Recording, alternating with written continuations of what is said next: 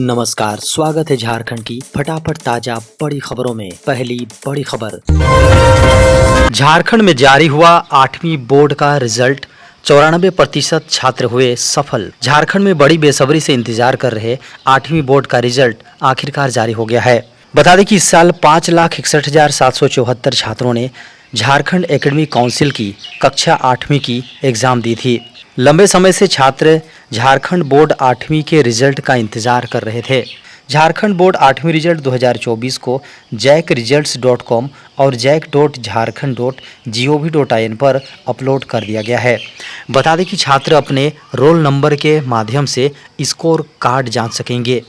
Jharkhand board 8वीं परीक्षा में झारखंड के कुल 5,61,774 छात्र शामिल हुए थे। उनमें से 5,28,962 यानी 94.15% छात्र 9वीं कक्षा में प्रमोट हो गए हैं। आईएएस मनीष रंजन प्रवर्तन निदेशालय के समक्ष हुए पेश। भारतीय प्रशासनिक सेवा यानी आईएएस के वरिष्ठ अधिकारी मनीष रंजन धन शोधन मामले में मंगलवार को पूछताछ के लिए ईडी यानी प्रवर्तन निदेशालय के सामने पेश हुए। खबरों की माने तो रंजन सुबह लगभग 11:15 बजे प्रवर्तन निदेशालय ऑफिस पहुंचे। रंजन ग्रामीण विकास विभाग के पूर्व सचिव हैं।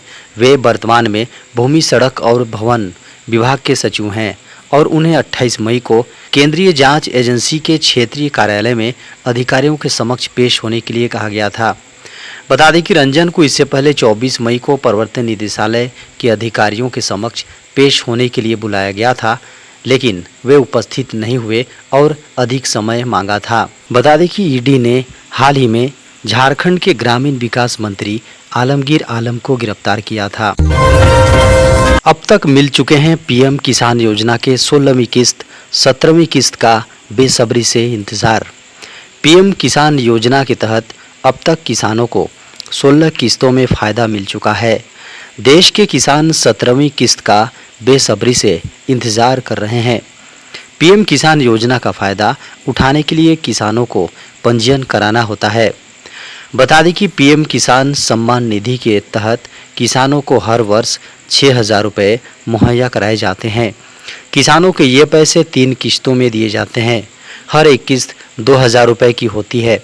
आमतौर पर एक पीएम किसान सम्मान निधि की पीएम पहली किस्त 1 अप्रैल से 31 जुलाई, दूसरी किस्त 1 अगस्त से 30 नवंबर और तीसरी किस्त 1 दिसंबर से 31 मार्च के बीच आती है। दरअसल योजना के तहत पात्र किसानों को अब तक 16वीं किस्तें मिल चुकी हैं।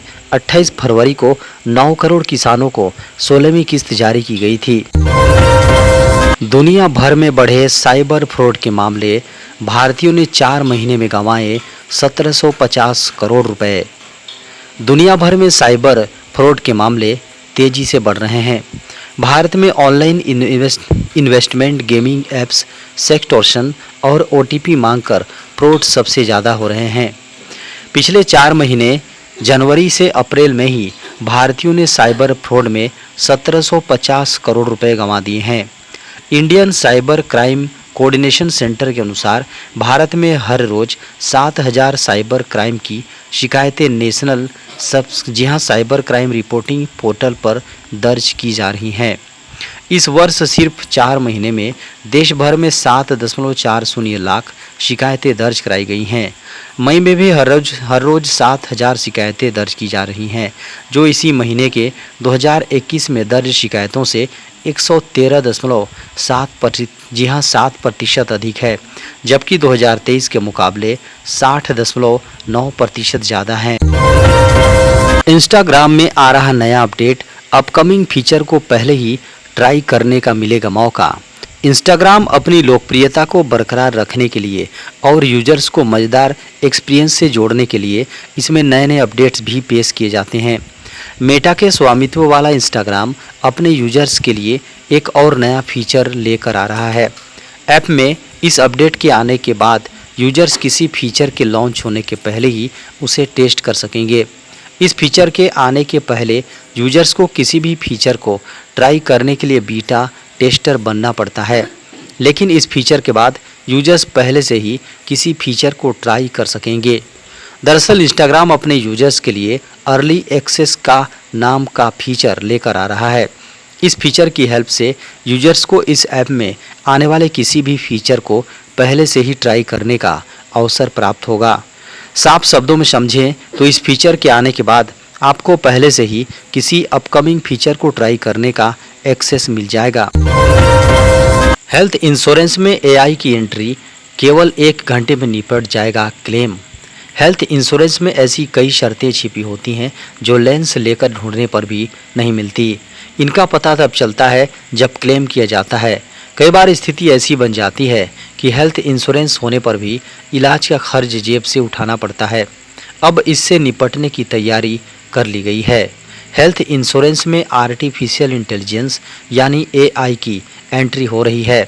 इसके जरिए हेल्थ इंश्योरेंस लेने वालों को अब वे सारी जानकारियां मिल जाएंगी जिन्हें इंश्योरेंस कंपनियां छिपा लेती हैं। यही नहीं, इससे क्लेम में भी आसानी होगी। एआई के आने से सबसे ज़्यादा फायदा हेल्थ इंश्योरेंस लेने वालों को होगा और क्लेम निपटने में आसानी होगी। दरअसल हेल्थ इंश्योरेंस में ऐसी कई शर्तें छिपी होती हैं जिनके बारे में कस्टमर को पता नहीं होता। जब इसका क्लेम किया जाता है तो वह कई बार रिजेक्ट हो जाता है या फिर रिम्बर्समेंट के दौरान क्लेम सेट होने में 1 महीने तक का समय लग जाता है। एआई इसी समस्या का समाधान करेगा और बीमा क्लेम 1 घंटे में निपट जाएगा। चुनाव प्रचार खत्म होते ही कन्याकुमारी जाएंगे पीएम मोदी। लोकसभा चुनाव के लिए 30 मई की शाम को प्रचार थम जाएगा। अंतिम फेज की वोटिंग के पहले प्रधानमंत्री नरेंद्र मोदी आध्यात्मिक प्रवास के लिए 30 मई को तमिलनाडु के कन्याकुमारी जिले में प्रसिद्ध विवेकानंद रॉक मेमोरियल जाएंगे। खबरों की माने तो प्रधानमंत्री गुरुवार शाम को कन्याकुमारी के तट पर समुद्र के बीच तमिल संत तिरुवल्लुवर की अखंड प्रतिमा के करीब स्थित सुरम्य वीआरएम में आने की संभावना है, जिसके बाद वे 1 जून को दिल्ली के लिए रवाना हो जाएंगे। बताया गया है कि उनकी इस यात्रा का पार्टी से जुड़े किसी कार्यक्रम से कोई लेना देना नहीं है। पीएम मोदी का ये कन्याकुमारी दौरा 30 मई से 1 जून तक का होगा। PM Modi Vivekananda rock memorial पर 30 मई की शाम से 1 जून की शाम तक ध्यान रहेंगे। वे रॉक मेमोरियल के उसी पत्थर पर ध्यान लगाएंगे जहां स्वामी विवेकानंद ने ध्यान लगाया था। देश के राज्यों को निर्देश, रोका जाए मानव दुग्ध के व्यवसायीकरण। भारत खाद्य सुरक्षा और मानक प्राधिकरण यानी FSSAI ने स्पष्ट कर दिया है कि देश में मां के दूध को बेचा नहीं जा सकता है। इसको लेकर जारी एक एडवाइजरी में कहा गया है कि मानव दुग्ध प्रसंस्करण और बिक्री गलत है।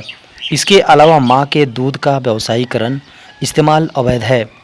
FSSAI ने कहा है कि कुछ कंपनियां डेयरी प्रोडक्ट की आड़ में मानव दूध का व्यापार कर रही हैं। वहीं breast feeding promotion network of India ने सरकार से ऐसी कंपनियों के खिलाफ कार्रवाई का अनुरोध किया है।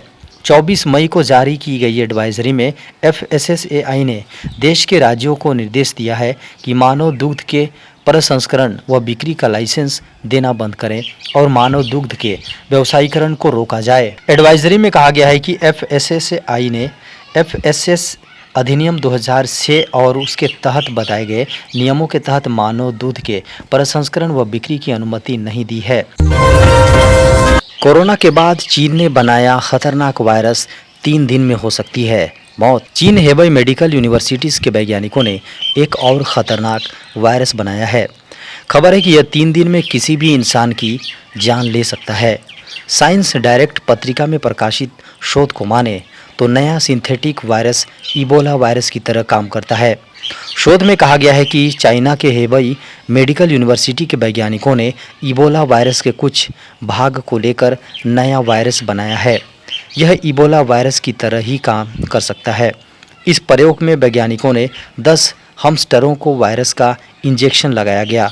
टीका लगाने के 3 दिन में ही हमस्टरों में बीमारी के लक्षण दिखाई दिए। ये लक्षण इंसानों में इबोला वायरस से होने वाली बीमारी के समान थे। हमस्टरों का शरीर कमज़ोर पड़ गया और शरीर के अंगों ने काम करना बंद कर दिया। 3 दिन बाद इनकी मौत हो गई।